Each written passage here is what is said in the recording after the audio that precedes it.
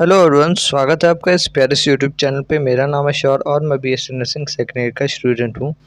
तो आज के हमारे इस वीडियो का टॉपिक है एथेरोस्क्लेरोसिस। ये हमारा लास्ट वीडियो है जो कि लिपिड के अंदर का है। इसके पीछे हम लोगों ने सारे के सारे इसके वीडियोस कवर कर लिया जो कि आईएनसी के अकॉर्डिंग सारे के सारे वीडियोस इसमें हम लोगों ने कवर अलग अलग जो भी टॉपिक्स थे, एक एक वीडियो एक टॉपिक पे हम लोगों ने बनाया है। तो आप जाके वो भी चेकआउट कर सकते हो, ठीक है। अगर आपको ये पीडीएफ चाहिए तो हमारे टेलीग्राम को भी ज्वाइन कर सकते हो, वहाँ से आपको मिल जाएगा। तो चलिए स्टार्ट करते हैं हम लोग। लास्ट टॉपिक एथेरोस्क्लेरोसिस, और इसके पुराने वीडियोस आपको नीचे प्लेलिस्ट में डिस्क्रिप्शन में मैं पिन कर दूंगा, वहाँ से आप देख सकते हो। तो चलिए देखते हैं एथेरोस्क्लेरोसिस के बारे में। तो आप अगर नॉर्मली अगर फिगर वे में देखो तो ये आपका एथेरोस्क्लेरोसिस है। नॉर्मल अगर आर्टरी को देखें तो ये मतलब नॉर्मली ऐसा दिखता है, ठीक है। अगर एथेरोस्क्लेरोसिस होता है तो उसके अंदर जो फैटी एसिड्स होते हैं वो अलग अलग मतलब स्टोरेज हो जाता है उनका आर्टरीज के अंदर, और उसके उससे जो है वो लोग प्लेग बना लेते हैं।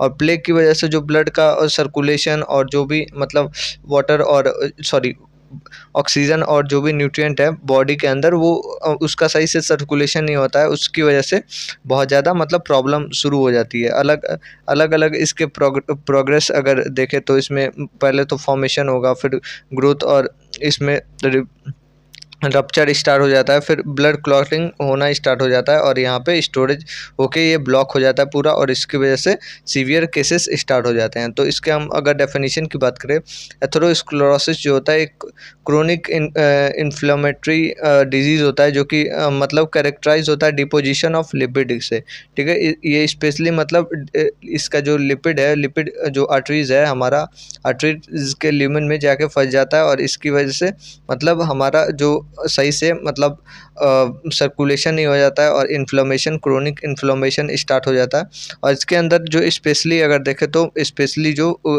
कोलेस्ट्रॉल्स होते हैं वो जाके स्टोर होते हैं, ठीक है। इस कोलेस्ट्रॉल होते हैं, फिर फाइब्रस जो एलिमेंट्स होते हैं जैसे कि वॉल ऑफ लार्ज और मीडियम जो भी आर्टरीज होती हैं, तो वहाँ पे जाके मतलब ये ब्लॉक कर देते हैं, और जो भी हमारा जो आर्टरीज है या वेन्स हैं तो वहाँ पे उसको उसके जो रास्ते हैं उनको नैरो कर देते हैं, मतलब छोटा कर देते हैं। और उसके साथ साथ उसके अंदर हार्डनेस और जो भी मतलब ब्लड वेसल्स होते हैं तो उसके अंदर नैरोइंग और हार्डनेस ला देते हैं, मतलब प्रॉब्लम कॉज करना स्टार्ट कर देते हैं। पैथोजेनेसिस की बात करें तो कैसे कैसे हमारा मतलब हाउ कैसे कैसे डेवलप होता है, कैसे मतलब कॉज होता है, तो देखें तो इसमें पहले हमारे पास है एंडोथेलियल इंजरी है, जिसमें हमारा जो है डैमेज होता है इनर ल्यूमेन में, जो कि एंडोथेलियम ऑफ आर्टरीज जो होती हैं उसके अंदर। इसकी वजह से जो है हाई ब्लड प्रेशर हो जाता है, हाइपरटेंशन स्मोकिंग की वजह से होता है, फिर ये डायबिटीज़ की वजह से और फ्री रेडिकल्स की वजह से ये कॉज होता है, ठीक है। इसके बाद से हम अगर बात करें एलडीएल, लो मतलब low density lipoprotein bad cholesterol की बात करें तो ये बैड कोलेस्ट्रॉल का एक्युमुलेशन होने लगता है, ये हमारे ल्यूमेन के अंदर ये फंसने लगते हैं। बैड कोलेस्ट्रॉल जो होता है, लो डेंसिटी लिपोप्रोटीन जो होते हैं, infiltrate damage the endothelium, endothelium को डैमेज करने लगते हैं, सही तरीके से छन के बाहर नहीं निकल पाते हैं। जो एलडीएल है वो ऑक्सीडाइज हो जाते हैं, और इनसाइड मतलब वेसल्स के जो वॉल्स होते हैं उसके उसके ऊपर ये मतलब अटैच हो जाते हैं, ठीक है। देन अगर अटैच हो रहे हैं तो उसकी वजह से इन्फ्लामेटरी रिस्पॉन्स स्टार्ट होने लगता है। जो भी वहाँ पे माइक्रोफेजियल जो मतलब सेल्स हैं वो इनगल्फ करते हैं ऑक्सीडाइज एलडीएल को, और इसकी वजह से बहुत सारे मतलब फोम्स और सेल्स को फॉर्म करते हैं, ठीक है। और लीड करता है बहुत ज़्यादा formation of fatty acid strikes, ठीक है। तो ये वहाँ पे ल्यूमेन के अंदर स्टार्ट हो जाता है। देन इसकी वजह से प्लेग बनने लगता है, मतलब थक्का बनने लगता है। ये बहुत सारे मतलब स्मूथ जो मसल्स होते हैं वो माइग्रेट करने लगते हैं, मल्टीप्लाई होने लगते हैं। जो भी कोलेजन, कैल्शियम और लिपिड्स होते हैं वो फॉर्म करने लगते हैं फाइब्रस कैप, जो कि एथेरोस्क्लेरोटिक प्लैक बोलते हैं उसको, ठीक है। ये मतलब एक तरीके से झुंड में वहाँ पे इकट्ठा होने लगते हैं, ठीक है। तो इसकी वजह से और ज़्यादा नैरोइंग हो जाता है, और जो है ल्यूमेन में सही से ऑक्सीजन नहीं जा पाता है, ब्लड नहीं ट्रांसफ़र होता है, ठीक है, नैरो हो जाता है, ब्लॉक हो जाता है। फिफ्थ हमारा नैरो हो जाता है, ब्लॉक हो जाता है। तो प्लेग जो है वो प्रोड्यूस कर देता है बहुत सारे ल्यूमन के आर्टरीज को, मतलब कम कर देता है, रिड्यूस कर देता है ब्लड फ्लो को, और इसके साथ साथ कॉज करता है हार्ट अटैक, स्ट्रोक और बहुत सारी जो भी पेरिफेरल आर्टरीज मतलब डिजीज़ है उसको कॉज करने लगता है। उसकी वजह से हाथ बाजू में सही से काम नहीं करता है। ठीक है, इसके इसको हम लोग एक बार मतलब शॉर्ट फॉर्म में देखें तो क्या क्या हुआ है। तो स्टेप बाय स्टेप देखें तो इसमें जो पैथोजेनेसिस है उसमें फर्स्टली हमारे पास हुआ है कि जो एंडोथेलियम है उसमें इंजरी हुई है। एंडोथेलियम की वजह से जो एलडीएल है, एलडीएल का जो एक्युमुलेशन है वो स्टार्ट हो गया।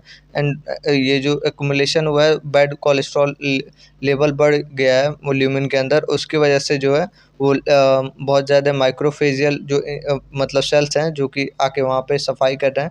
तो उसकी वजह से जो है मतलब ल्यूमेन जो है इन्फ्लाम हो गया, मतलब स्वेलिंग हो गई है। और इसकी वजह से जो है नेक्स्ट हमारा जो प्लेग है वो फॉर्म होने लगा है। प्लेग की वजह से जो प्लेग अगर फॉर्म हुआ है तो वहाँ पे जो है अलग अलग जो मटेरियल है वो जाके एक्युमुलेट हुए हैं, और इसकी वजह से नैरोइंग और ब्लॉकेज स्टार्ट हो गया, और ये हमारा रिड्यूस कर दिया है हमारे ब्लड मतलब ब्लड फ्लो को। ठीक है, तो ये हमारा ऐसे पाथवे था। अगर हम इसके बायोकेमिकल बेसिस ऑफ एथेरोस्क्लेरोसिस को देखें तो लिपिड इन्वॉल्वमेंट होता है, जैसे कि हाई लेवल ऑफ एलडीएल होता है, वो रिस्क बढ़ा देता है हमारे कोई भी एथेरोस्क्लेरोसिस या हार्ट रिलेटेड डिजीज़ का। ठीक है, लो डेंसिटी लिपोप्रोटीन होता है, उनको हम लोग गुड कोलेस्ट्रॉल बोलते हैं, इनको हम लोग को बढ़ाना चाहिए। ठीक है, और हाई डेंसिटी जो लिपोप्रोटीन है वो एसोसिएटेड होते हैं एथेरोजेनेसिस से, और ये मतलब कॉज करने में काम आता है। देन हमारे पास है रोल ऑफ मतलब फ्री रेडिकल, जो मतलब कॉज करते हैं ऑक्सीडेशन एलडीएल में, और नेसेसरी होते हैं बहुत सारे सेल्स के लिए, और ये मतलब फोम का फॉर्मेशन स्टार्ट करते हैं जिसकी वजह से प्लेग बनना स्टार्ट हुआ था। ठीक है, इसके बाद से होते हैं सी रिएक्टिव प्रोटीन होते हैं जो कि मेकर होते हैं इन्फ्लामेशन का, और ये मतलब एथेरोस्क्लेरोसिस के अंदर मेकर होते हैं जो कि इन्फ्लामेशन को कॉज करते हैं। इसके बाद से हमारे पास है एपोलिपोप्रोटीन है। एपोलिपोप्रोटीन जो है वो मेजर प्रोटीन होता है एलडीएल का, मतलब लो डेंसिटी लिपोप्रोटीन का, जो कि एक्युमुलेट मतलब वहाँ पे जाके जम जाता है, और उसकी वजह से जो एथेरोस्क्लेरोसिस है वो कॉज होने लगता है। ये मतलब मेन कॉज होता है एपोलिपोप्रोटीन। ठीक है, तो ये हमारा ये हो गया। फिर एपोलिपोप्रोटीन का दूसरा ये टाइप है, तो ये भी मेन कॉज होता है जो कि हाई प्रोटीन होता है, और ये मतलब हाई डेंसिटी लिपोप्रोटीन होता है, जो कि ये हमारा प्रोटेक्शन में हेल्प करता है। ये इसका अगर अमाउंट ज़्यादा है तो सही रहेगा। ठीक है, रिस्क की बात करें तो रिस्क जो है उसमें पहले तो मॉडिफिएबल होगा, जैसे कि आप मतलब जो चीज़ चेंज कर सकते हो खुद से, जो अपने अंदर चेंज कर सकते हो, और जो डेली लाइफ में चेंज करके आप मतलब खुद को हेल्दी कर सकते हो, ये कंडीशन ना हो उसकी वजह से, तो ये अलग अलग है। इसमें स्मोकिंग को रोक सकते हो, जो भी हाई फैट के डाइट है जैसे अनसेचुरेटेड और जो भी ट्रांससेचुरेटेड जो भी मतलब खा रहे हो फैट, तो वो खाना बंद कर सकते हो।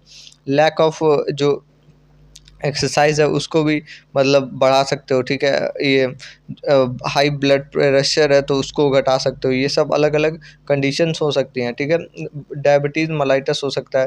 हाई डेंसिटी अगर हो रहा है, हाई अमाउंट हो रहा है एलडीएल का और लो अमाउंट हो रहा है एचडीएल का, तो इससे कॉज हो सकता है।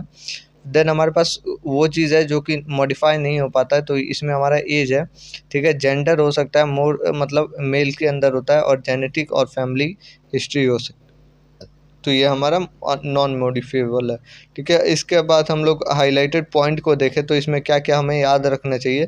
तो एथेरोस्क्लेरोसिस, पहले इसके हम लोग को डेफिनेशन याद रखना चाहिए, जो कि मेनली ये कॉज होता है लिपिड से, और inflammation related to vascular disease से, कार्डियोवेस्कुलर डिजीज का ये एक पार्ट है। ठीक है, एलडीएल जो लेवल है वो लो डेंसिटी लिपिड प्रोटीन है, वो हमारा इसमें की रोल करता है, इसका अमाउंट बढ़ जाता है, और इसकी वजह से ये कॉज होता है।